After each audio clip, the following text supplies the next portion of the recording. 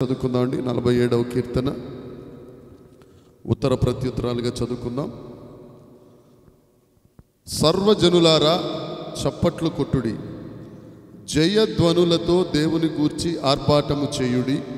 యెహోవా మహోన్నతుడు, భయంకరుడు, ఆయన సర్వభూమికి మహారాజయ్యున్నాడు. ఆయన జనములను మనకు లోపరచును, మన పాదముల కింద ప్రజలను అణగద్రొక్కును. తాను ప్రేమించిన యాకోబునకు మహాతిశయాస్పదముగా మన స్వాస్యమును ఆయన మన కొరకు ఏర్పాటు చేసి ఉన్నాడు. దేవుడు ఆర్భాటముతో ఆరోహణమాయను, బూరధ్వనితో యెహోవా ఆరోహణమాయను. దేవుని కీర్తించుడి, కీర్తించుడి, మన రాజును కీర్తించుడి, కీర్తించుడి. దేవుడు సర్వభూమికి రాజయ్యున్నాడు, రమ్యముగా కీర్తనలు పాడుడి. దేవుడు అన్యజనులకు రాజయ్యున్నాడు, దేవుడు తన పరిశుద్ధ సింహాసనం మీద ఆసీనుడయ్యున్నాడు. జనముల ప్రధానులతో అబ్రహాము యొక్క దేవునికి జనులై కూడుకొని ఉన్నారు. భూనివాసులు ధరించుకొని కేడములు దేవునివి, ఆయన మహోన్నతుడాయను. దేవుడి వాక్యమును మనందరి వినికిడిలో దీవించి ఆశీర్వదించునుగాక. దేవునికి స్తోత్రం. చిన్న సాక్ష్యం, సంఘం పెట్టిన 4.5 సంవత్సరాల్లో అందరూ కలిసి కీర్తన ఇంత గంభీరంగా చదివింది ఇదే మొదటిసారి అనుకుంటా. దేవునికి స్తోత్రం, హల్లెలూయా. దేవునికి స్తోత్రం. అందరం కూర్చుందామండి, కూర్చుందాం. మన ప్రభువును మన రక్షకుడైన యేసుక్రీస్తు నామం పేరిట అందరికీ వందనాలండి, అందరికీ వందనాలు. దయచేసి అందరూ చిన్న ప్రార్థన చేసుకుని వాక్య భాగంలోనికి వెళదాం. ఎందుకంటే వాక్యం చెప్తుంది, పెండి ఇంటికి వెళ్ళుట కంటే మరణించిన ఇంటికి వెళ్ళుట మేలు మేలు. నయోమి గారి కొరకు చిన్న ప్రార్థన చేసి మనం వాక్య భాగంలోనికి వెళదాం. అందరం కళ్ళు మూసుకుందాం, అందరం కళ్ళు మూసుకుందాం. ప్రతి ఒక్కరూ చిన్న చిన్న ప్రార్థన. దేవా సహాయం చేయండి అయ్యా, ఆ కుటుంబానికి ఆదరణ దయచేయండి ప్రభువా. దేవా నాయన, వెళ్ళిన నయోమి గారు వెళ్ళిపోయారు, కానీ మిగిలి ఉన్న కుటుంబస్తులందరూ ఆదరించబడులాగున అందరూ చిన్న ప్రార్థన మీ మనసుల్లో. ప్రభువా, కుటుంబానికి ఆదరణ దయచేయండి అయ్యా, ఆ కుటుంబానికి మీరు సహాయం చేయండి అయ్యా. నాయన, నయోమి గారి లోటు మీరు తీర్చండి ప్రభువా. కొన్ని గాయపడిన గుండెలను ప్రభువా నాయన మీరు స్వస్థపరచండి అయ్యా, కట్టండి అయ్యా. స్తోత్రం. ప్రార్థన చేద్దాం, ప్రార్థన చేద్దాం. ఆ కుటుంబానికి కొరకే ప్రార్థన చేద్దాం. వారెవరో మనకు తెలియాల్సిన అవసరం లేదండి, మన క్రీస్తు రక్తంలో ఒక కుటుంబం కనుక ప్రార్థన చేద్దాం. హల్లెలూయా, హల్లెలూయా, హల్లెలూయా, హల్లెలూయా, హల్లెలూయా, హల్లెలూయా. పరలోకమందున్న మా తండ్రి పరిశుద్ధుడా, నీకు స్తోత్రం నాయనా. జీవము కలిగిన యేసయ్యా, మీకు వందనాలు చెల్లిస్తున్నాం. నయోమి గారు ప్రభువునందు నిద్రించారని, మహిమలో ప్రవేశించారని దేవనైనా మా ప్రియులు పురుషోత్తం గారు చెప్పగా మేము విన్నాము ప్రభువా. దేవనైనా ఆ లోటు ఎవరు తీర్చలేనిది. ఆ కుటుంబానికి ప్రభువా ఎన్ని ఆదరణ మాటలు చెప్పినా, ఎంత ఓదార్చినా ఆ లోటు ఎవ్వరు తీర్చలేరు ప్రభువా. కానీ పరిశుద్ధ లేఖనం ప్రకారం గాయము చేయువాడవు నీవే, గాయమును కట్టువాడవు నీవే తండ్రి. మీకు వందనాలు. కుటుంబస్తులందరినీ మీ సన్నిధిలో ప్రభువా ఎత్తి పట్టుకుంటున్నాం తండ్రి. దేవ, ఎవరైతే ప్రభువా ఆ లోటును అనుభవిస్తున్నారో ఆ గాయము కట్టగలిగిన ఆదరణకర్తవు నీవే నాయన. మీ చేతికి అప్పగిస్తున్నాం ప్రభువా. పరిశుద్ధాత్మ దేవుడా, నేను మిమ్మలను అనాథులుగా విడువనన్న వాగ్దానం నజరేయుడైన యేసుక్రీస్తు నామమున ఆ కుటుంబంలో నెరవేరునుగాక, ఆ కుటుంబంలో నెరవేరునుగాక. మీరు సహాయం చేయమని వేడుకొనుచున్నాం తండ్రి. యేసయ్యా, యేసయ్యా నాయన, ఈ సంఘములో నిలువబడి ఈ సంఘములో ప్రభువా మేమందరం కలిసి ప్రార్థించుచుండగా యేసు నామమున కుటుంబమునకు ఆదరణ దొరుకునుగాక, ఆ గాయము కట్టబడునుగాక. నాయన త్వరలో ప్రభువా నాయన ప్రభువా నయోమి గారు ఏమైతే విడిచిపెట్టెళ్ళారో ఆ కార్యములన్నీ కుటుంబస్తులు జరిగించినట్లు మీరే సహాయం చేసి మహిమ పొందుమని మా ప్రాణప్రియుడు మా ప్రభు అయిన యేసుక్రీస్తు నామమున ప్రార్థించి అడిగి వేడుకొనుచున్నాము తండ్రి. ఆమేన్, ఆమేన్, ఆమేన్. దేవునికి స్తోత్రం. 47వ కీర్తన. ఇది కోరహు కుమారులు వ్రాసిన కీర్తన. ఒకసారి మనం 1వ వచనం చదువుకుందామండి. 47వ కీర్తన. సర్వజనులారా చప్పట్లు కొట్టుడి, జయధ్వనులతో దేవునిని గూర్చి ఆర్భాటము చేయుడి. ఇది ఎప్పుడు రాశారు? సందర్భం ఏంటి అని అంటే, అర్షూరు రాజు సెన్హరీబు హిజ్కియా రాజ్యము మీద, అంటే యూదా రాజ్యము మీద దండెత్తి వచ్చినప్పుడు రబ్షాకే యూదా భాషలో హిజ్కియా రాజును అక్కడున్న ప్రధానులందరినీ రకరకాలుగా దూషిస్తున్నప్పుడు సన్హరీబు రాజు ఒక ఉత్తరం రాసి హిజ్కియా దగ్గరికి పంపిస్తాడు. దాంట్లో ఇంట్రడక్షన్ వర్డ్స్ ఏముంటాయంటే, సన్హరీబు మహారాజు వ్రాయినది ఏమనగా, ఏమని రాశాడండి? సన్హరీబు మహారాజు వ్రాయినది ఏమనగా, నేను అక్కడికి వెళ్ళాను, వారిని జయించాను, వారి దేవతలు ఏమీ చేయలేకపోయినాయి. ఫలానా చోటుకి వెళ్ళాను, వారిని జయించాను, వారి దేవతలు ఏమీ చేయలేకపోయినాయి. నీ దగ్గరికి వచ్చాను, నీ దేవుడు ఏం చేస్తాడు? నీ దేవుడిని నమ్ముకుని నువ్వు మోసపోతున్నావేమో అని భయంకరమైన మాటలు రాస్తే, హిజ్కియా రాజు ఆ ఉత్తరాన్ని ఉన్నట్టుగా తీసుకుని దేవాలయంలోనికి వెళ్ళి పరిచి ప్రార్థన చేస్తాడు. ఆ యోధా దేశం మీద కావలి వారందరూ కావలి కాస్తూ ఉంటారు. ఇంచుమించు 185,000 మంది సైనికులను తీసుకొచ్చి సన్హరీబు దండుపేటలో, అంటే యుద్ధ భూమిలో కాచుకుని ఉంటాడు. రాత్రంతా యెషయా ప్రవక్త, హిజ్కియా రాజు దేవాలయంలో ప్రార్థన చేస్తూ ఉంటారు. ఏమని? తండ్రి సహాయం చేయి ప్రభువా, భూలోకనాథుడా సహాయం చేయండి తండ్రి, దేవానాయన నీవే మాకు కాపరివి ప్రభువా, మేము యుద్ధం చేయలేము తండ్రి, సహాయం చేయి ప్రభువా అని రాత్రంతా ప్రార్థన చేస్తూ ఉంటారు. అవతల సన్హరీబు శత్రుదండిలో వాళ్ళు ఏం చేస్తుంటారు? అక్కడ ఉన్న యుద్ధ నీతి ప్రకారం వారందరూ యుద్ధ ప్రణాళికలు రచిస్తూ ఉంటారు.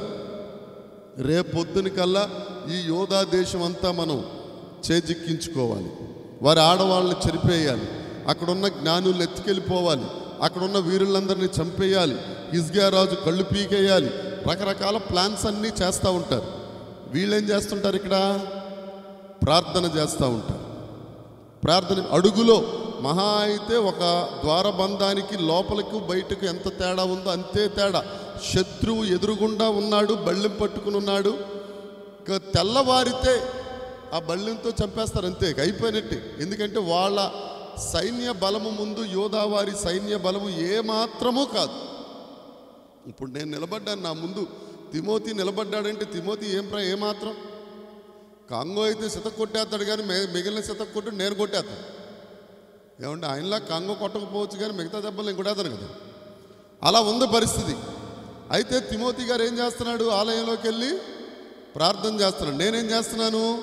యుద్ధ బాణాలు పట్టుకుని. మొట్టమొదట సన్హరీబు ప్రణాళిక ఎలా ఉంటుందంటే, పెద్ద పెద్ద రాళ్ళు వచ్చి ఆ దేశం మీద పడిపోయేటట్టుగా, జనులు చచ్చిపోయేటట్టుగా చేస్తారు, మొదటిది. రెండవది, ఆ దేశం యొక్క ఆ ప్రాంగణంలో లేదా ప్రాకారంలో ఉన్న తలుపులన్నీ మూసేస్తారు. బయటిది లోపలికి వెళ్ళకూడదు, లోపలికి బయట రాకూడదు. అంటే తిండి లేకుండా చేస్తారు. బలహీనులు అయిపోయిన తర్వాత రాళ్లతో కొట్టిన తర్వాత బాణాలు, ఈటెలు ఒకదాని తర్వాత ఒకటి. మీరు సినిమాలు చూసే ఉంటారు కదా, అదే ఎక్కడి నుంచి వచ్చినాయి అవన్నీ. అమాయకుల్లా చూస్తుంటే పాపం తెలియదేమనుకుంటున్నాం. ఎక్కడి నుంచి వచ్చినాయి అవన్నీ అంతే, అక్కడి నుంచి దీంట్లో నుంచి కాపీయే ఏదైనా. ఆ పరిస్థితుల్లో పొద్దున్నే లెగిసేసరికి చిమ్మగా తెల్లవారుతా ఉంది. యోధా కావలి వారు చూస్తున్నారు, వచ్చేస్తేరా బాణాలు, రాళ్ళు వచ్చేస్తాయని చెప్పేసి ఎదురు చూస్తూ ఉంటే ఆ దండుపేటలో ఒక్కడు తిరగట్లా. ఏమండి, ఒక్కడు తిరగట్లా. వేగులు వారు ఉంటారు సన్హరీబు దండుపేటలో, యోధా వారి వేగులు వారు కొంతమంది ఉంటారు. వాళ్ళు కూడా ఏంట్రా ఎవరు బాణాలు వేయట్లేదని చూస్తే ఎక్కడ వారు అక్కడ పడుకుని ఉండిపోయారు, నిద్రపోతున్న పరిస్థితిలో ఉన్నారు. వేగులు వారు సమాచారం అందించారు హిజ్కియా గారికి, హిజ్కియా రాజా వీళ్ళందరూ నిద్రపోతున్నారు, ఒక్కడు యుద్ధానికి సిద్ధపడట్లేదు, రండి మన దండుని తీసుకొచ్చి యుద్ధం చేయండి అనేసరికి, నిద్రపోవటం ఏంటి, వాళ్ళు ఎందుకు నిద్రపోతారు, వాళ్ళు మహావీర భయంకరులు, వాళ్ళు చూడండి అని అంటే ఊపిరి లేదు, ఎవరికి ఊపిరి లేదు. ఎవరు యుద్ధం చేశారు? దేవుడు యుద్ధం చేశాడు. దేవుడే వారి పక్షాన ఉండి యుద్ధం చేశారు. దేవునికి స్తోత్రం కలుగునుగాక. నిన్న పద్మా చెల్లెమ్మ 1 గంటకో 2 గంటలకో 3 గంటలకు మొత్తానికి మధ్యాహ్నమే ఫోన్ చేసి 2వ దినవృత్తాంతాలు 20వ అధ్యాయం 12వ వచనం ఒక మేడం గారు చదవమన్నారు అన్నయ్య అని చెప్పింది ఆవిడ. అవునమ్మా, అది నాకు చాలా ఇష్టమైన మాట అని చెప్పాను. ఏముంటుందంటే అక్కడ, మా బలం చాలదు, మా శక్తి చాలదు, నీవే మాకు దిక్కు. ఆ దిక్కు అనే మాటే కొమ్రా ఛానల్కి ఎందుకు ఆ పేరు పెట్టావంటే, నాకు దిక్కు లేని పరిస్థితులలో దేవుడే దిక్కుగా ఉన్నారు కాబట్టి కొమ్రా, హీబ్రూ వర్డ్ దిక్కు అని అర్థం. నాకు చాలా ఇష్టమమ్మా అని అనుకున్నాం, అయిపోయింది. రాత్రి 12:30, 1 గంట వరకు ఏ కీర్తన ధ్యానించాలో తెలియలేదు నాకు. ఒక్క 10 నిమిషాల్లో దేవుడి కీర్తన ద్వారా నాతో మాట్లాడేశారు. హల్లెలూయా చెప్పరే, కొంచెం గట్టిగా చెప్పరే. ఎందుకు చెప్తున్నానంటే వాక్యం విన్నప్పుడు ఏనండి, ఇది ఈ కీర్తనక వాక్యానికి ఎంత రిలేటెడ్గా ఉంటుందో. మన తలంపులు వేరు, దేవుని యొక్క వేరు. కాకపోతే ఆయన వాక్యం ఇచ్చేంత వరకే ఆ సన్నిధిలో కూర్చుని ఉండాలి. ఎప్పుడు ఇస్తావు ప్రభు, నేను వెళ్ళిపోతాను ప్రభు అంటే వెళ్ళిపోండి. వేచుండి ఆఖరికి 1:40 రాత్రి అది పూర్తి చేసినసరికి ఆ 1,85,000 మందిని ఒక దూతను దేవుడు పంపి హతమార్చేసరికి యోధా వారి పరిస్థితి ఎలా ఉంటుందండి? ఒకసారి ఆలోచించండి, చెప్పండి అమ్మా, ఎలా ఉంటుంది? శత్రువు ఎదురుగుండా ఉండి పీక కోసేసి పీక మీద కత్తి పెట్టేశాడు. ఎవడో వచ్చి వెన్నులో పొడి చేసరికి ఆడు వెనక్కబడిపోయాడు, కత్తితో పాటు వెనక్కబడిపోయాడు. బతికిన మనిషి ఎంత సంతోషిస్తాడు? ఆర్భాటంతో సంతోషిస్తాడు. ఆ పరిస్థితులలో రాసిన కీర్తన 47వ కీర్తన. అందుకని మొదటి వచనంలో ఏమంటుంది? సర్వజనులారా కొట్టడ జాపట్లు దేవునికి స్తోత్రం కలుగునుగాక. కొట్టమన్నప్పుడు కొట్టరు. నేను మామూలుగా వాక్యం చెప్తుంటే ఇప్పుడు కొట్టేస్తున్నారు. హల్లెలూయా. ఇక్కడ సర్వజనులారా చప్పట్లు కొట్టండి అని ఆ రాజుగారు అక్కడ ఉన్న వాళ్ళకి చెప్పాడు. ఆ మాట నేను మీకు చెప్తున్నాను. చప్పట్లు కొట్టమన్నప్పుడు ఒకళ్ళు కొట్టరు. వాక్యం చెప్తుంటే మాత్రం దేవుని కొట్టడం మొదలెట్టారు కదా, కొట్టండి అలా. హల్లెలూయా. అంత సంతోషంలో అసలు చప్పట్లు కొట్టమనవలసిన అవసరం లేదు. హిజ్కియా గారు ఇక ఆ సంతోషాన్ని తట్టుకోలేక గొంతులేస్తా జనాల్లోకి వచ్చేసి చప్పట్లు కొట్టండి రా, గంభీరంగా కొట్టండి, మన దేవుడు మనకు సహాయం చేశాడు. అంతవరకు వారి నిరీక్షణ ఏంటో తెలుసండి? ఆ 5వ కీర్తనలో ఉంటుంది, 46వ కీర్తన 10వ వచనంలో ఉంటుంది. మనందరికీ చాలా ఇష్టమైన మాట. ఓరకుండుడి, నేనే దేవుడిని తెలుసుకొనుడి, మహోన్నతుడు నగుదును.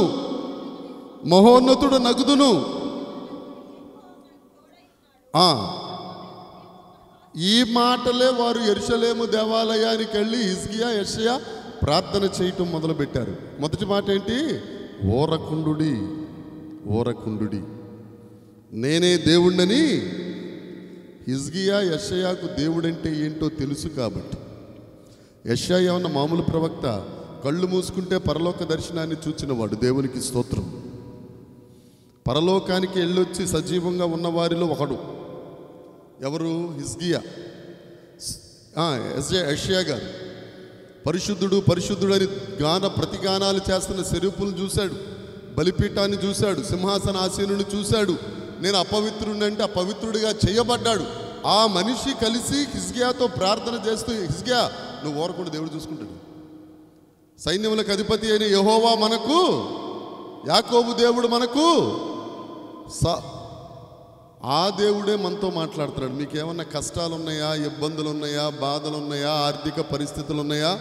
ఓరకుండుడి, దేవుడిని తెలుసుకోండి. మొట్టమొదట మనం చేయవలసిన పని దేవుడని, ఆయన దేవుడని మనం తెలుసుకున్నప్పుడు మనం ఊరకుంటే ఆయన చేయవలసిన పని ఆయన చేస్తాడు. అంతేగాని తాలింపు నేను పెట్టేస్తానని మధ్యలో చేతులు పెట్టామనుకో డేక్ష మాడిపోద్ది అంతే. ఆ పని చేశారు కాబట్టి మొదటి కీర్తన వ్రాయవలసిన అవసరం వచ్చిందండి. ఏమని రాశారు? సర్వజనులారా జయధ్వనులతో దేవుని గూర్చి ఆర్భాటము చేయుడి. 2వ రాజుల గ్రంథము 11వ అధ్యాయము 12వ వచనం. ఆ ఆర్భాటం ఎలా ఉందో చూద్దాం. 2వ రాజుల గ్రంథం 11వ అధ్యాయం 12వ వచనం.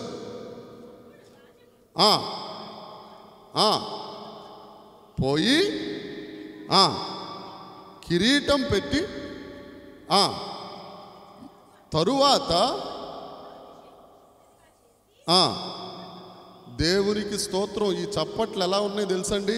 ఒక యువరాజును తీసుకొచ్చి ఆయన చేతిలో గ్రంథాన్ని పెట్టి, నెత్తి మీద కిరీటాన్ని పెట్టి పట్టాభిషేకం చేసిన తరువాత కొత్త రాజు వచ్చినప్పుడు జనులు ఎంత సంతోషిస్తూ చప్పట్లు కొడతారో, సర్వభూమికి రాజయ్యున్న దేవుణ్ణి స్తుతిస్తున్నప్పుడు కూడా మనం అలాగే చప్పట్లు కొట్టాలి. మన చప్పట్లు ఎలా కొడతాం? మనదంతా పొదుపు సంఘం. ఏం సంఘం? పొదుపు. ఎక్కడ అడిగినా పొదుపులో ఉన్నానండి, లోన్ తీసుకున్నానండి, 2,000 3,000 మొత్తానికి ఎంత ఆ సంఘం మంది. దేవుడు అంటాడు, ఆ సంఘం కాదు, మీరు చప్పట్లు ఎలా కొట్టాలట? ఒకరిని రాజును చేసినప్పుడు ఎంత జయధ్వనులతో, బలమంతటితో.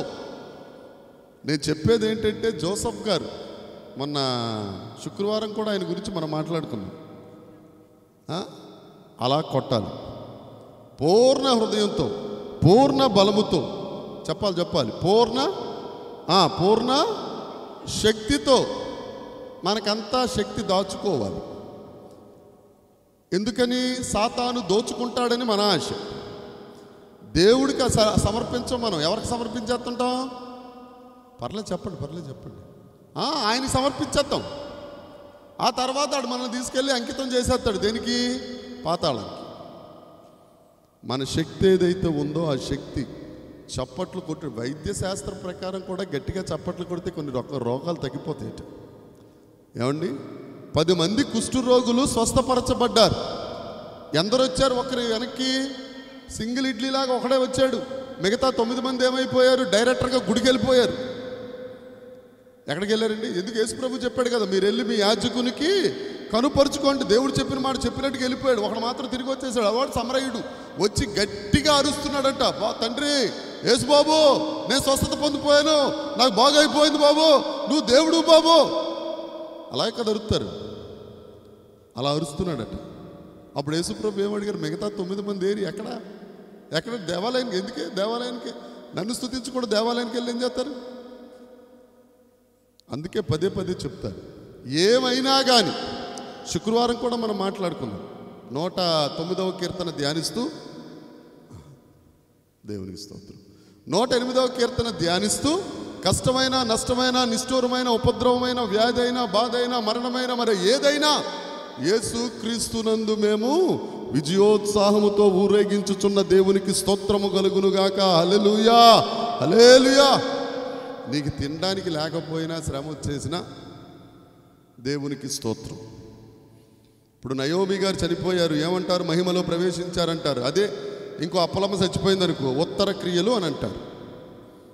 ఉత్తర క్రియలు అంటే ఉత్తరానికి మోసేస్తున్నారు కాబట్టి. ఉత్తరానికి ఎందుకు మోస్తారు? ఎవరికైనా తెలుసా? శ్మశానం ఎక్కడ ఉంటుంది? ఊరికి ఉత్తరాన్ని ఉంటుంది. ఉత్తరాన్ని ఎందుకు మోస్తారు? వాక్యంలోకి వెళ్ళినప్పుడు చెప్తాను. దేవునికి స్తోత్రం. 2వ వచనం చదువుతాం. యెహోవా మహోన్నతుడు, భయంకరుడు, సర్వభూమికి మహారాజై ఉన్నాడు. దేవునికి స్తోత్రం. ఆదికాండ గ్రంథం 14వ అధ్యాయంలో మెల్కీసెదెకు వద్దండి. ఆదికాండ గ్రంథం 14వ అధ్యాయంలో మెల్కీసెదెకు గారు వచ్చినప్పుడు లోతును, సొదొమ గొమొర్రాలను జయించిన అన్యరాజులను జయించి అబ్రహాము తిరిగి వస్తున్నప్పుడు మెల్కీసెదెకు వస్తాడు.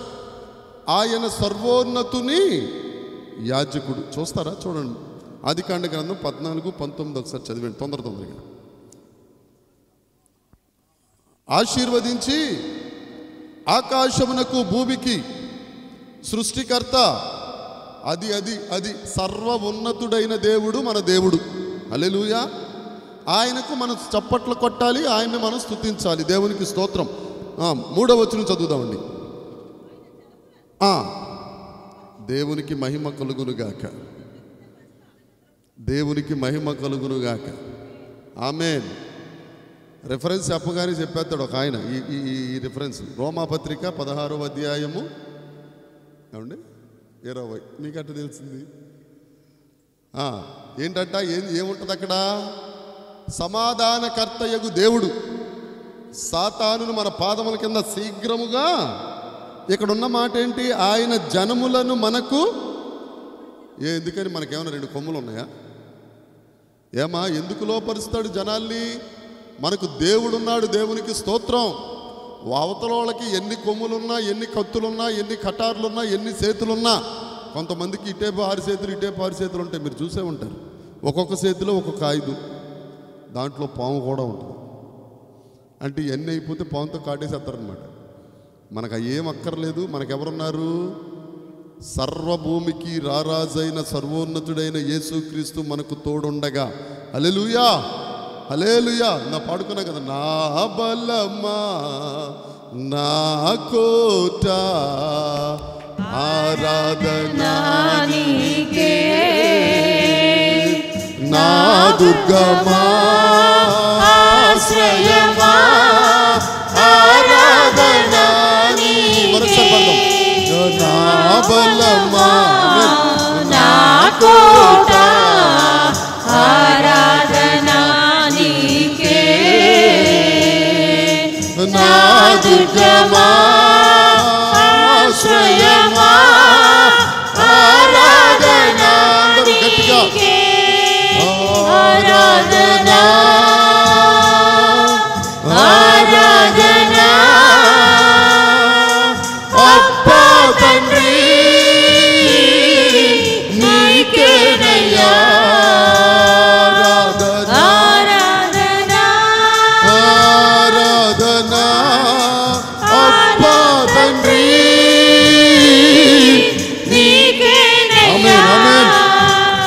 బలం ఆయనే, మన దుర్గం ఆయనే, మన దాగుచోట ఆయనే, మన శక్తి ఆయనే, ఆఖరి మాట మన దిక్కు ఆయనే. దేవునికి స్తోత్రం. అందరికీ 100 దిక్కులు ఉన్నా మనకు ఒకటే ఒక దిక్కు, ఆ దిక్కు చాలు. దేవునికి స్తోత్రం కలుగును గాక. 10 మంది మనకు అక్కర్లా. ఇటే భార్యను పెట్టుకుని, ఇటే కూతురుని పెట్టుకుని, ఇటే బల్లుని పెట్టుకుని, ఇటే ఇంకోటిని పెట్టుకుని, ఇటే ప్రభా నువ్వు దిక్కు ప్రభా అని అంటాడు దేవుడు. చీ, ఎంతమందిని పెట్టుకున్నావు కదా పాపిస్తాడా అంటాడు. ఒక దిక్కు చాలు మనకు. ఆమేన్. ఎవరికి ఎంతమంది అన్న ఉంటుంది. 4వ వచనం చదువుదాం. తాను ప్రేమించిన యాకోబునకు మహాతిస్పయస్పదముగా మన స్వాస్యమును ఏర్పాటు చేసి ఉన్నాడు. దేవునికి స్తోత్రం. ఏముందండి అక్కడ? తాను ప్రేమించిన, చెప్పాలి, తాను ప్రేమించిన యాకోబు కనుక అర్థం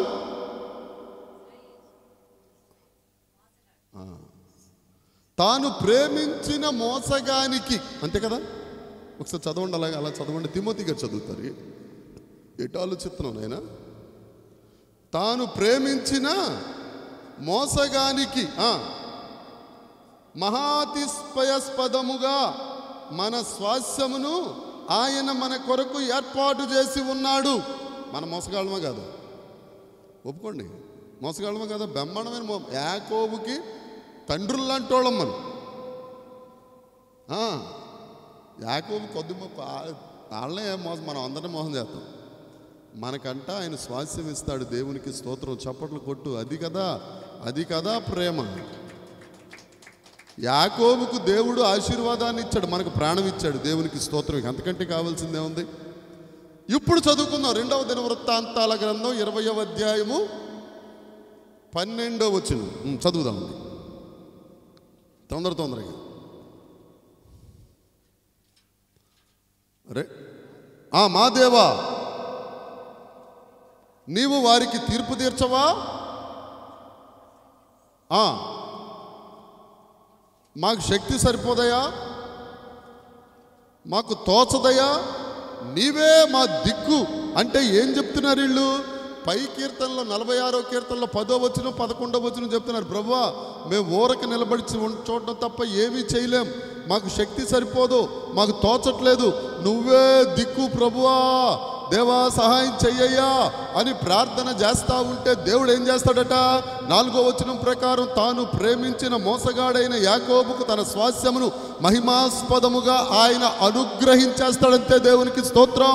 నువ్వు చేయవలసిన పని ఒకటే, నువ్వే దిక్కు ప్రభువా, నా ఆశ్రయము నీవే, నా ఆధారము నీవే, నా దాగుచోటువు నీవే.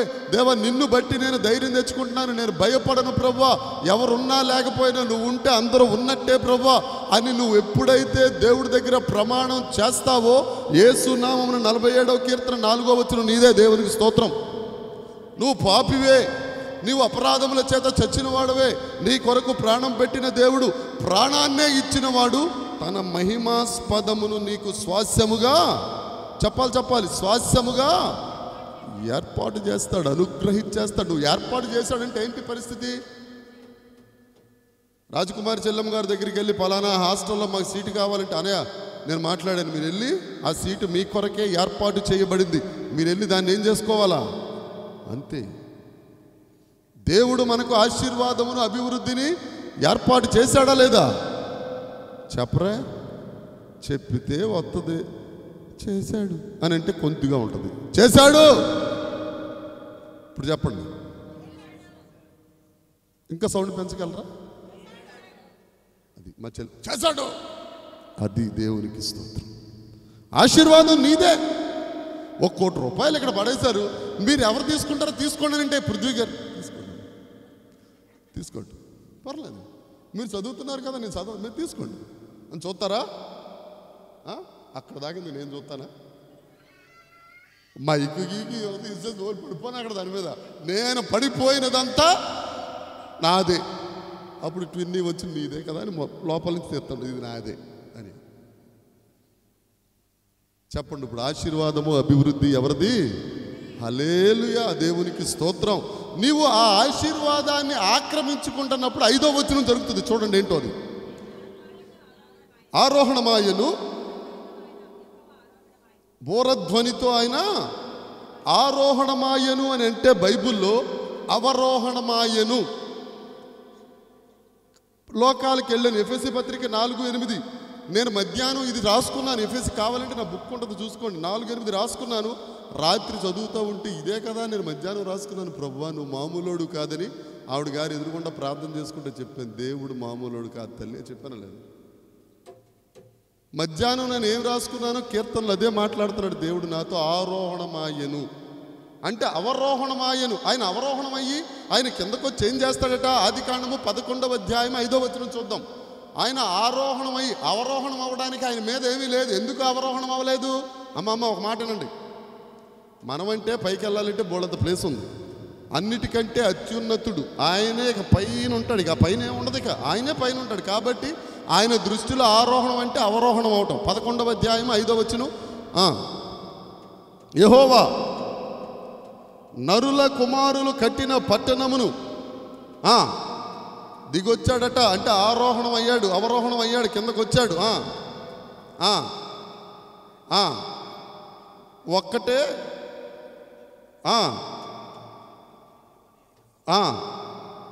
ఆటంకపరచగలిగినోడు ఎవడో లేడు. కాబట్టి ఆయన దిగొచ్చి దేవుడు నిన్ను ఆశీర్వదిస్తూ ఉంటే, దేవుడు నీ సరిహద్దులు విశాలపరుస్తూ ఉంటే, దేవుడు నిన్ను అభివృద్ధి కలుగజేస్తూ ఉంటే, వాళ్ళందరూ ఒకే దగ్గరుండి నీ పనికి ఆటంకం కలుగజేస్తున్నారు. కాబట్టి చెక్కమని దిగొచ్చాడు, వారందరినీ తారుమారు చేసేసాడంతే. దేవునికి స్తోత్రం కలుగురుగాక.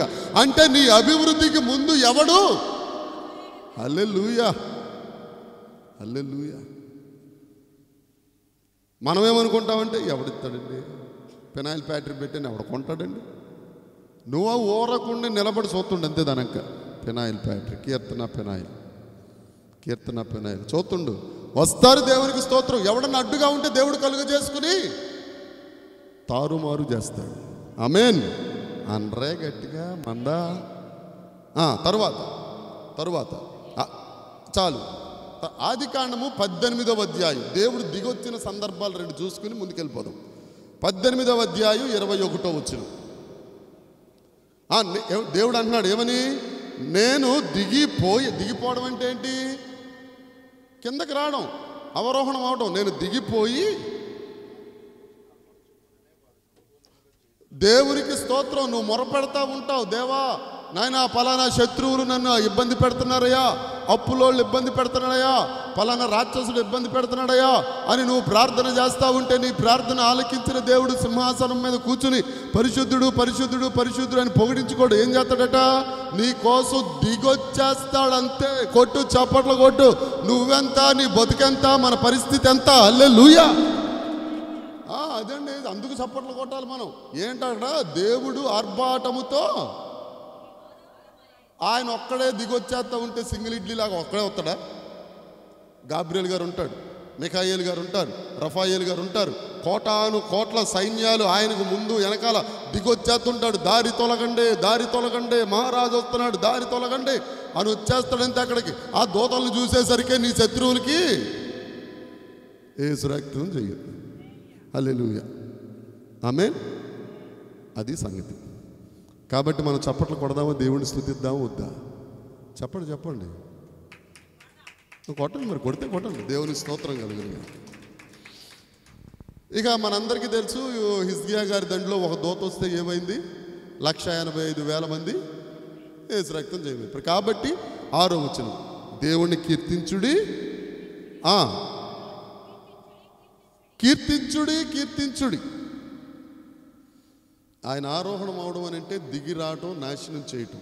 ఆయన ఆరోహణం అంటే దిగిరాటం, పాతాళ లోకంలోకి వెళ్ళిపోయి మృతులను సహితం చెరగా పట్టుకుని 3వ ఆకాశంలోనికి వెళ్ళిపోవటం. ఎఫెసీ పత్రిక 4వ అధ్యాయం 8వ వచనం. వాక్యంలోకి వెళ్ళినప్పుడు దాని గురించి మనం మాట్లాడుకున్నాం. చదువు ఇప్పుడు 6వ వచనం.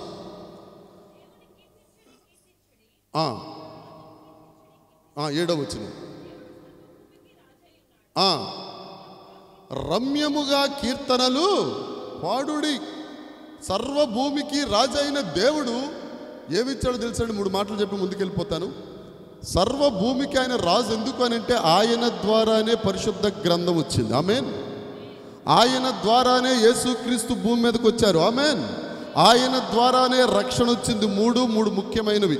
మొదటిది లేఖనాలు, పరిశుద్ధ గ్రంథం. సీనాయి పర్వతం మీద ఆయన దిగొచ్చి ఇచ్చాడు. దేవుడే దిగి వచ్చి పాపులు రక్షించుటకు యేసుక్రీస్తు ప్రభు ఈ లోకమునకు వచ్చెనను మాట దిగి వచ్చి యేసు వలననే రక్షణ, నేనే మార్గము, నేనే సత్యము, నేనే జీవము, కనుక ఆయన లోకమునకు మహారాజై ఉన్నాడు. దాన్ని బట్టి మనం కీర్తించాలి. తర్వాత వచ్చిన చదవండి. దేవుడు ఆసీనుడై ఉన్నాడు. దేవుడు క్రైస్తవులకే రాజా, అందరికీ రాజా. జకరియా గ్రంథం 14వ అధ్యాయం 9వ వచనం. జకరియా గ్రంథం 14వ అధ్యాయం. యెహోవా సర్వలోకమునకు రాజు.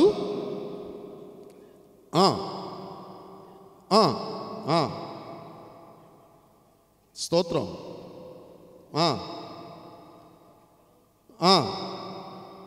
చాలండి. మొదటి గుమ్మం నుంచి ఆఖరి గుమ్మం వరకు అన్యజనులు భూమి మీద ఎవడున్నా కానీ వాళ్ళందరూ నాకు రాజు. ఎవరంటారండి?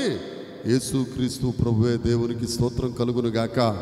ఆయన కింద మాట ఉంటుంది ఏమంటే, దేవుడు తన పరిశుద్ధ సింహాసనము మీద ఆసీనుడై ఉన్నాడు. ఎక్కడెక్కడ ఎన్నిసార్లు ఆసీనుడై ఉందో చాలా మాటలు ఉన్నాయి, కానీ కొన్ని మీ రెఫరెన్స్ కోసం, కొన్ని మీ ఐడియా కోసం కొన్ని మాటలు చెప్తాను. ప్రకటన గ్రంథం 4వ అధ్యాయం చూడండి అమ్మా. ప్రకటన గ్రంథం 4వ అధ్యాయం 5వ అధ్యాయం ఈ రెండిట్లో చూద్దాం. ప్రకటన గ్రంథం 3వ అధ్యాయం వరకు సంఘాల గురించి వ్రాయబడి ఉంటుంది. 4వ అధ్యాయం స్తుతి, 5వ అధ్యాయం స్తుతి. 4వ అధ్యాయం ఎవరి కొరకు స్తుతి? తండ్రి అయిన దేవునికి స్తుతి. 5వ అధ్యాయం ఎవరి కొరకు స్తుతి?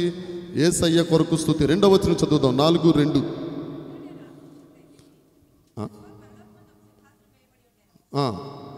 ఎక్కడంట? పరలోకము సింహాసనం ఉంది. ఆ సింహాసనం మీద ఎవరుంటారు? తండ్రి అయిన దేవుడు ఉంటాడు. 4వ వచనం, 4వ అధ్యాయం కాబట్టి 9వ వచనం.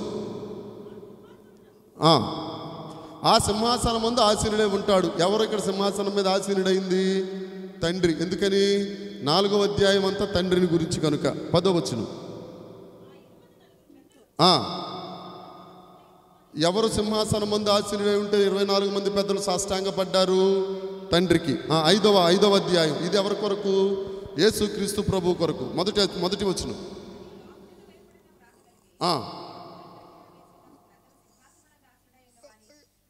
ఈ సింహాసనం మీద కూర్చున్నది ఎవరు? యేసు ప్రభు. అంటే మన కొరకు ప్రాణం ఇచ్చిన దేవుడు ఎక్కడున్నాడు ఇక్కడ? అప్పుడు చెప్పాలి. ఆయన నమ్ముకున్న వారు ఎక్కడ ఉంటారు? హల్లెలూయా. నీ తండ్రి సింహాసనం, నీకు రక్షణ ఇచ్చిన ఆయన సింహాసనం, రేపొద్దున నీకో సింహాసనం. అందుకనే భక్తుడు అంటాడు, సర్వజనులారా కొట్టండి, దేవుణ్ణి స్తుతించండి. నువ్వు ఎంత స్తుతిస్తావో నీ సింహాసనం అంత అందంగా ఉంటుంది. నువ్వు బజ్జీలు వేసినట్టుగా ఇలా స్తుతించావు అనుకో, నీకు స్టూల్ పెట్టేస్తారు. ఇదేరా నీ సింహాసనం, కూర్చోండి. ఏం ప్రభు వాళ్ళందరికీ అంత సింహాసనం ఇచ్చాను, నా సంగతి ఏంటంటే నువ్వు బజ్జీలు వేసారా, కూర్చోండి. వాళ్ళందరూ సపోర్ట్లు కొట్టారంటాడు దేవుడు. అర్థమైందా? ఇక్కడ ఒళ్ళు దాచుకుంటావు, అక్కడ సిగ్గే నీకు శరం అవుతుంది. అర్థమవుతుందండి? కాబట్టి ఒళ్ళు దాచుకోకుండా, గొంతుకు దాచుకోకుండా దేవుణ్ణి స్తుతించడం, దేవుని చప్పట్లు కొట్టడం చెయ్యండి. మంచిది. నీ సింహాసనాన్ని నువ్వే కట్టుకుంటున్నావు. ఆమేన్. తరువాత 7వ వచనం. ఆయన వచ్చి సింహాసనమందు ఆసీనుడై ఉండు వాని కుడి చేతిలో నుండి. ఎక్కడున్నారు మీరు? నేను ప్రకటన గ్రంథంలో ఉన్నాను. మీరు ఎక్కడున్నారు? వచ్చారా? మీరు చాలా స్పీడ్ అండి. 40 వచ్చారా? మీరందరూ 47, నేను 5. మీకంటే చాలా చిన్నోండి. రండి. 7వ వచనంలో ఆయన వచ్చి, ఎవరు ఈ సింహాసనం మీద ఆసీనుడై ఉన్నవారు? గొర్రె పిల్ల. ఎవరా గొర్రె పిల్ల? యేసుక్రీస్తు ప్రభు. హల్లెలూయా. తర్వాత మీరు కొద్దిగా మనసులో ఉండాలని 1-10 సార్లు చెప్తుంది. 13వ వచనం.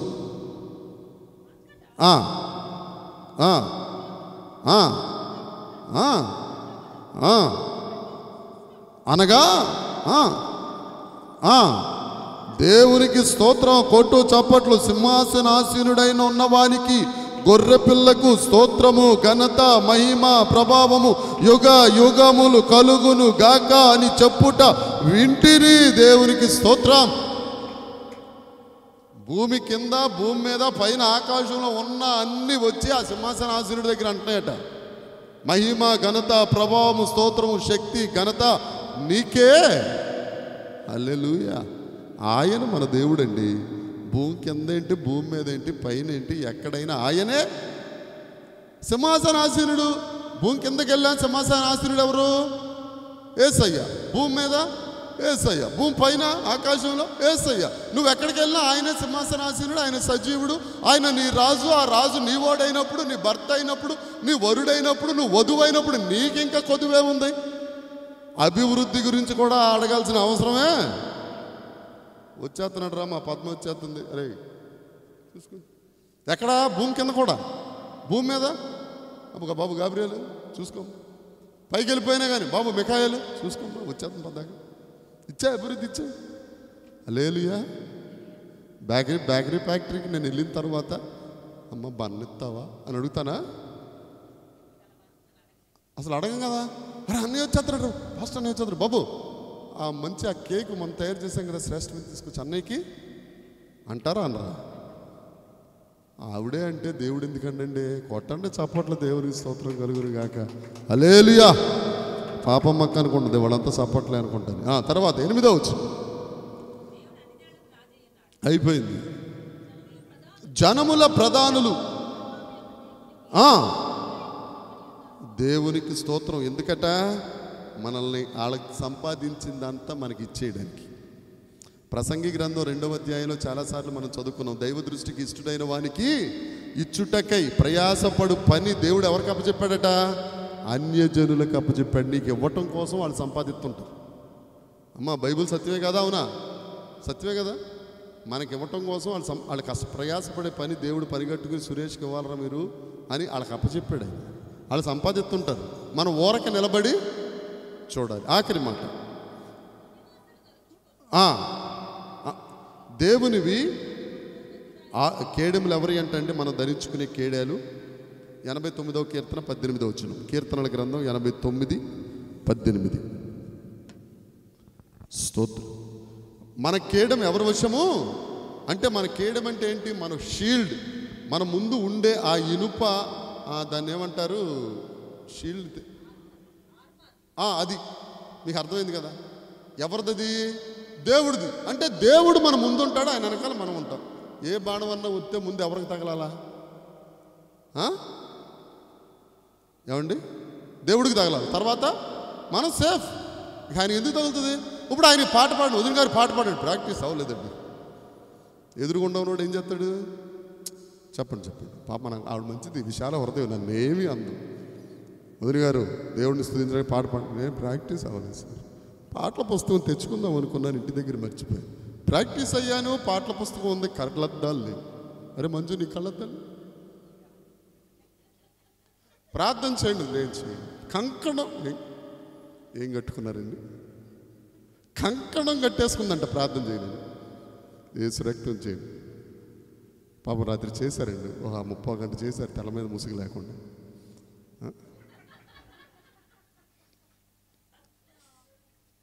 పాపమే ఉందా? శ్రద్ధ తల మీద ముసుగు అనేది ఎవరు చెప్పారు? చెప్పాడు. ఇప్పుడు దేవుడితో మాట్లాడితే ముసుగులేదు.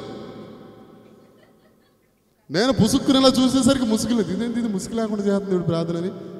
ముసుగు లేదని చెప్పి మళ్ళీ నేను బైబిల్ చదువుకుంటా, మళ్ళీ చూసేసరికి ముసుగు వచ్చేసింది. అంటే ఏం జరిగింది? ఈ మధ్యలో పేపర్ లీక్ అయింది. ఆ దుర్మార్గుడు చూసేసాడు నిన్ను ముసుగేసుకుంది. ఎప్పుడు వేసుకున్నారండి ముసుగు అంటే? మధ్యలో గుర్తొచ్చి వేసేసుకున్నారు. అది అబద్ధమే. మళ్ళీ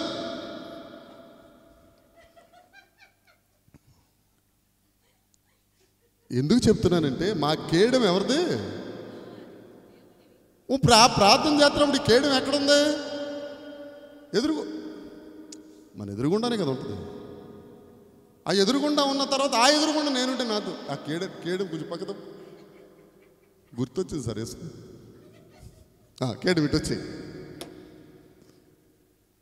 యేసు రక్తం చెయ్యం. దేవునికి స్తోత్రం. హల్లెలూయా.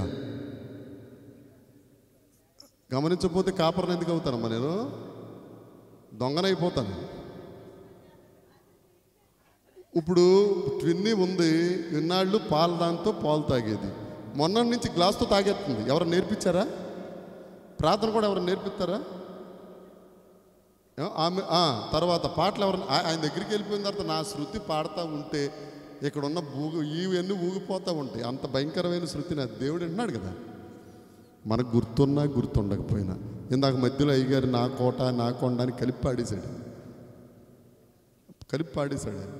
అది దేవుడు ఆత్మ ద్వారా దేవుడు నడిపించుకుంటూ ఉంటాడు. మన నోరు ఊరకి నిలబడి దేవుని దగ్గర దేవునికి స్తోత్రం యేసు రక్తం చేయం మీరు నన్ను క్షమించుదురు గాక, దేవుడి మాటలు దీవించును గాక. దేవుడిని ఆరాధించుకుందాం, అందరం నిలబడదాం దేవునికి స్తోత్రం. హల్లెలూయా.